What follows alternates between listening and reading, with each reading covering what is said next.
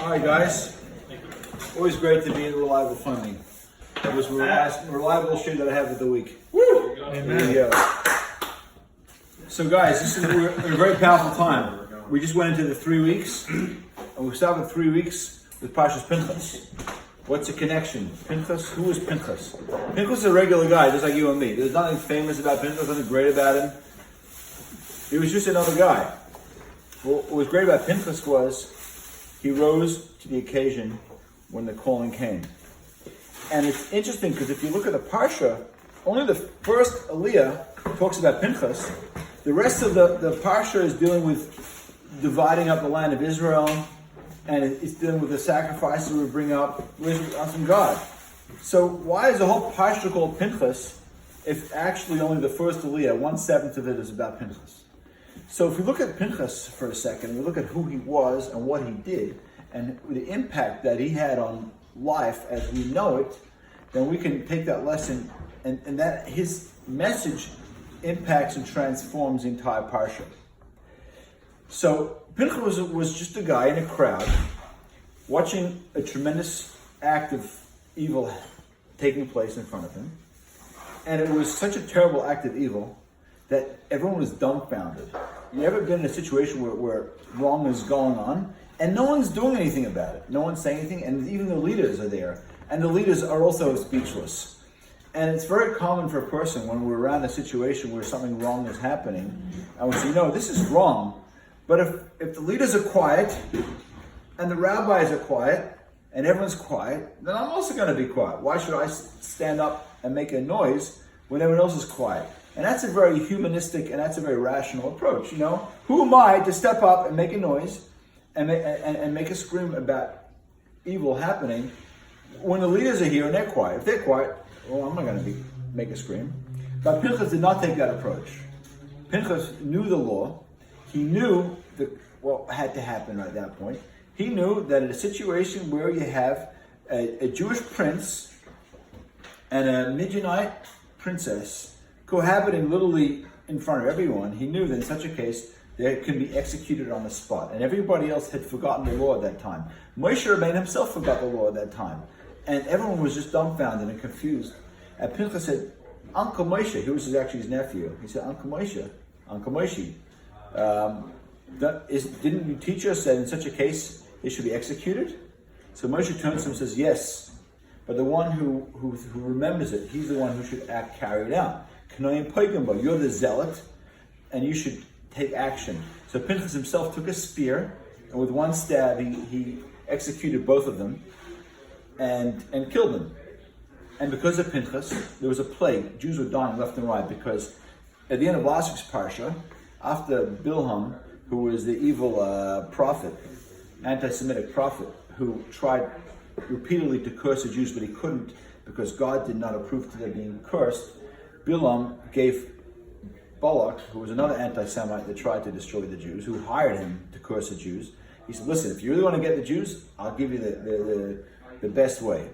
The Jews all are very lustful people, and get them to commit adultery with your women, get them to dress up and entice them, and they'll fall for it.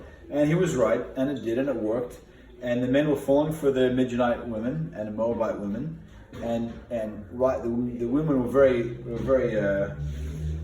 cunning and enticing. And just when the men were heated up, the women would pull out a Baal Pe'er, an idol, and he said, listen, if you want a happy ending, you got to worship this idol. And they did. And there was a plague that broke out, and 24,000 Jews died. And when Pinchas stepped up to the plate, and he stabbed Cosby and Zimri, he stabbed them and he killed them, he ended the plague.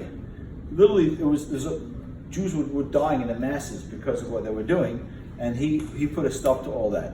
So he's a regular guy who happened to remember his shir he had with Uncle Moshe, and he said, Moshe Rabbeinu, this is the class, and Moshe said, okay, you thought of it, you executed, and because of him, he became Eliyahu Navi. He, Pinchas, then morphed into Elijah the prophet, who was the one who visits every Pesach, who we all know lots of stories about Eliyahu Navi, who will be the one to usher in Mashiach, who will bring the news of Messiah in the right time.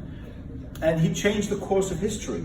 He took a situation where everything was down, where things were looking very, very dismal, and he, with a heroic act, he changed the scenario, and he became Eliyahu Navi, who will one day usher redemption. And the rest of the parsha, after this heroic act, which happens in the beginning of the parsha, is all an outcome of that, the division of the land of Israel, because ultimately Israel is our land. It's the land of the Jewish people. So we inherited it, and once we got through that hurdle, that act, we can now get Israel, and then the rest of the parsha talks about the sacrifice that we bring up, and we can now offer sacrifices and have a relationship with God. So it all comes from this one act. So we see that the lesson of each and every one of us is sometimes we're sitting in a situation where we see something wrong is going on. We know it's wrong, we feel it's wrong, we know inside it's wrong, but you know what, listen, everyone's just going with it, let's just go with it. Wow, I'm going to step up to everybody and everybody seems to be cool with it. Let me just go with the flow. Why should I be different? Why should I be the guy who stands up? Why should I be the jerk? Let someone else be the jerk. Let the rabbis make a stand, let them do it. But no, the fact that Pinchas noticed it, and the fact that the rabbis were not stepping up to the plate and they were quiet, that was not a sign for Pinchas to step down and be quiet. That was a sign, and this was his calling. This was his purpose. This was his call to action.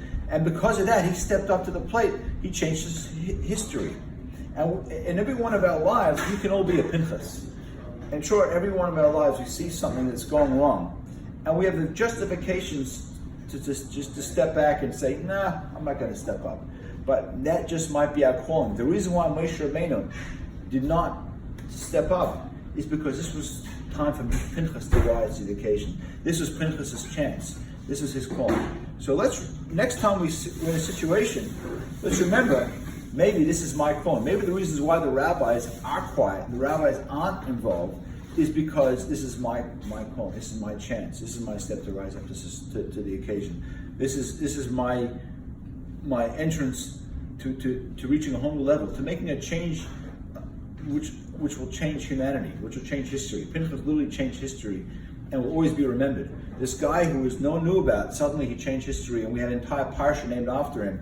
And interesting enough, that this Pinchas always comes about in the beginning of the 3 weeks, when the 3 weeks is a very negative, dismal part of history, which is a time when the Romans breached through the walls of Yerushalayim. And that's the time when they came in and they started massacring thousands and thousands of Jews. The streets of Yerushalayim were flowing with blood during this time of history. Now till Tisha B'Av was just one massive massacre. But this terrible time, we can transform to a time of goodness. Because ultimately everything negative in life is there for greater goodness. And if we take this opportunity and realize this is my calling, let me do my thing, let me fill my place, let me fill my purpose in life, then we can transform these days, these 3 weeks, these negative days into days of redemption. Because the Rebbe said that one good act, one good deed could tip the scales. Who knows who could do that? So when we're presented with a situation of going right or left, that decision might change the course of history. Let's all remember that. Every decision in life could change the course of history. So with that, I want to wish you all good Shabbos, and let's transform these 3 weeks of sadness to 3 weeks of joy with the ultimate joy of Mashiach. Thanks, God.